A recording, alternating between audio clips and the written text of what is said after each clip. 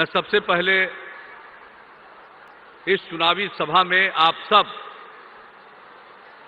माननीय प्रधानमंत्री आदरणीय नरेंद्र भाई मोदी जी को सुनने आए हैं इतनी बड़ी संख्या में। सबसे पहले मैं आप सबका हृदय से अभिनंदन करता हूं। नरेंद्र भाई मोदी जी देश के प्रधानमंत्री के रूप में जो काम करते रहे पिछले 5 वर्षों से, आज देश का सम्मान बढ़ा है, देश की इज्जत बढ़ी है। जो इन्होंने काम किया है, आतंकवाद के खिलाफ त्वरित कार्रवाई की है, उसके चलते समस्त देशवासियों का मनोबल ऊंचा हुआ है। और मैं तो मानता हूं कि मोदी जी की सरकार की ये कूटनीतिक जीत है कि जिस तरह से मसूद अजहर को अंतर्राष्ट्रीय आतंकी घोषित किया गया है, बहुत दिनों से प्रयास चल रहा था, लेकिन जो मोदी जी का प्रयत्न है, तो मैं तो इसको मानता हूं कि ये भारत की बहुत बड़ी कूटनीतिक जीत है। यानी देशवासियों का मनोबल ऊंचा हुआ और इन्होंने देश के विकास के लिए काम किया है, विभिन्न राज्यों के विकास के लिए काम किया है, और साथ ही साथ जो गरीब गुरबा परिवार के लोग हैं उनके उत्थान और कल्याण के लिए काम किया है। जो इन्होंने उज्ज्वला योजना की शुरुआत की, गरीब परिवार की महिलाओं को रसोई गैस का कनेक्शन मिला है। लोगों को खाना बनाने में धुआं झेलना पड़ता था, अब रसोई गैस का कनेक्शन मिलने से लोगों को बहुत बड़ी राहत आई। और हर परिवार जिसको रसोई गैस का कनेक्शन नहीं है, उसको इस योजना के अंतर्गत कनेक्शन प्रदान किया गया है। बचे खुचे लोगों को कनेक्शन मिल रहा है, तो ये बहुत बड़ी योजना है। इसके अलावे जो पिछले 1 वर्ष से इन्होंने शुरू कर दिया है आयुष्मान भारत योजना, इसके अंतर्गत गरीब परिवार के लोगों को 1 साल के अंदर इलाज के लिए 5 लाख रुपए तक की सहायता मिलना। लोगों को इलाज कराने के लिए कर्ज भी लेना पड़ता है, और वैसी स्थिति में इतनी अच्छी योजना गरीब परिवारों के मदद के लिए इन्होंने उठाई है। और इसके बाद अभी हाल ही में जो किसानों के सम्मान के लिए योजना बनी, किसान सम्मान निधि योजना, हर किसान को 1 साल में 6,000 रुपये उपलब्ध कराया जाएगा। जो किसान हैं उनको खेती के लिए अपना पैसा लगाना पड़ता है, और अगर केंद्र सरकार की तरफ से उनको इसमें मदद मिल जाती है तो जो उनका खर्च है, लागत है, उसमें कमी आएगी और स्वाभाविक तौर पर उनके मुनाफे में, उनकी आमदनी में वृद्धि होगी। तो मैं इसके लिए बधाई देता हूं। और बिहार के विकास के लिए भी आपने काम किया।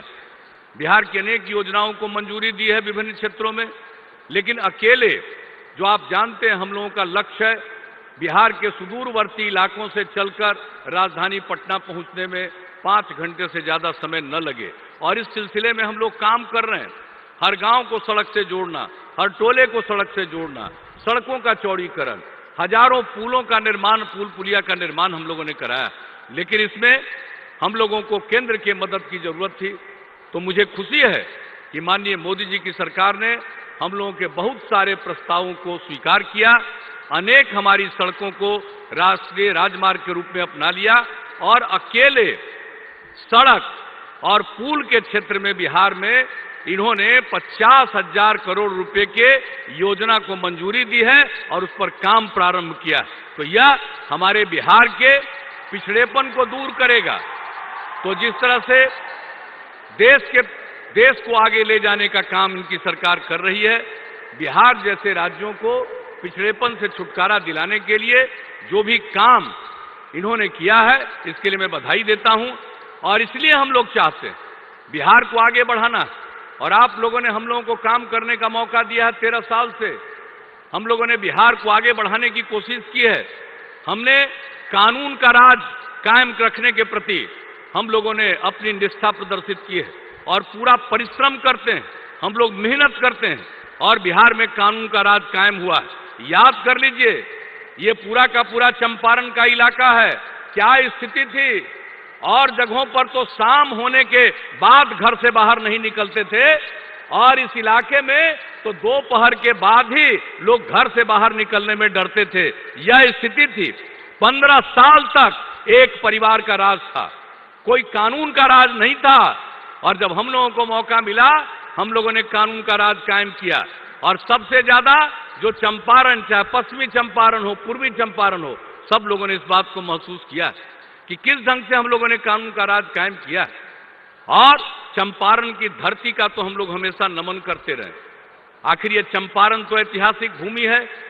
चंपारण सत्याग्रह की शुरुआत बापू ने आकर यहां से किया था 1917 में। और जो चंपारण सत्याग्रह हुआ, उसका इतना महत्व देश में पड़ा कि 30 साल के अंदर 47 में देश आजाद हो गया बापू के नेतृत्व में। तो इसलिए हम तो चंपारण की इज्जत करते हैं, कद्र करते हैं, इस धरती का नमन करते हैं। और जो भी काम की हम शुरुआत करते हैं, जब से आप लोगों ने सरकार चलाने का मौका दिया है, चंपारण की धरती से उसकी शुरुआत कराते हैं। इसलिए ये खुशी होती है, चंपारण के लोगों को भी इस बात का एहसास है कि किस तरह से कानून का राज हम लोगों ने बिहार में कायम किया। और उसके साथ न्याय के साथ विकास, इसका मतलब हर इलाके का विकास। कोई इलाका बिहार का नहीं है जिसकी उपेक्षा की गई। और समाज के हर तबके का उत्थान, जो किनारे पड़े हुए थे उनको मुख्य धारा से जोड़ने के लिए, नारी सशक्तिकरण के लिए हम लोगों ने काम किया, दलित, महादलित, आदिवासी समाज के लिए। और आप जानते हैं, हम लोगों के प्रयास से ही थारू समाज को भी आदिवासी की मान्यता मिली। और जब हमने पहली बार विकास यात्रा की शुरुआत 2009 में किया था, तो थरवट क्षेत्र विकास के लिए हम लोगों ने अलग से योजना तैयार की, थरवट विकास अभिकरण। और इसके लिए मूलभूत सुविधाएं, शिक्षा हेतु आवासीय विद्यालय, छात्रावास, कौशल विकास, सड़कों का निर्माण, एक एक काम किया गया। और इसके लिए 242 करोड़ रुपए की लागत से हम लोगों ने खर्च किया थरवट क्षेत्र के विकास के लिए, थरवट विकास प्राधिकरण में। और हम लोग बराबर देखते रहे। तो हर इलाके का विकास और समाज के वैसे तबके के लोग जो किनारे पड़े हुए थे, उनको मुख्य धारा से जोड़ने की कोशिश हम लोगों ने की है।